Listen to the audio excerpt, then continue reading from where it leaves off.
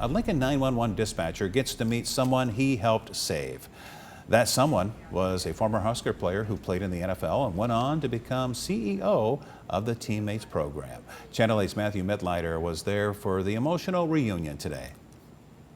Former Husker player Demoine-Adams says his life was saved one night after his wife and a 911 dispatcher worked together to give him CPR.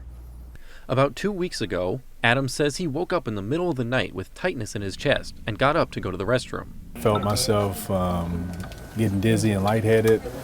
Then I turned back around and go to the bed, and that's all I remember. Adams' wife, Farah, said she watched him collapse and at first didn't know what to do. I heard a loud crash in my bedroom. Flip on the light, my husband is collapsed on the floor. Eyes wide open, and I said, "Baby, are you sleepwalking? What's happening?" And he was not responsive. She then called 911.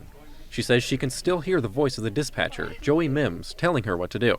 Got the address of where they were going.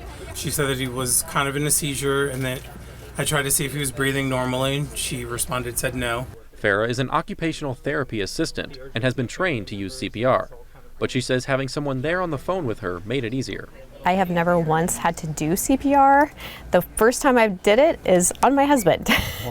So that was, yes, very emotional. When you are scared and in shock, it's helpful to have someone count you through it. He said, "I want you to count out loud so I can hear you. 1 and 2 and 3 and 4 as I'm doing the chest compressions."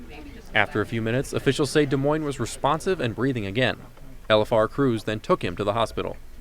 It's hard to always gauge and know what's happening, but it's always refreshing whenever you can when you get that response from the firefighters on scene to hear that they are breathing, or at least that there's a pulse. Officials say Des Moines had had a pulmonary embolism, which is when an artery in the lungs becomes blocked. He says his doctors are still trying to get to the root of why it happened, but he's doing fine now. He says everyone should find ways to thank first responders. It is a business that goes unthanked, and we're just very fortunate to be able to say thank you to this team and to others that make this a priority 24/7.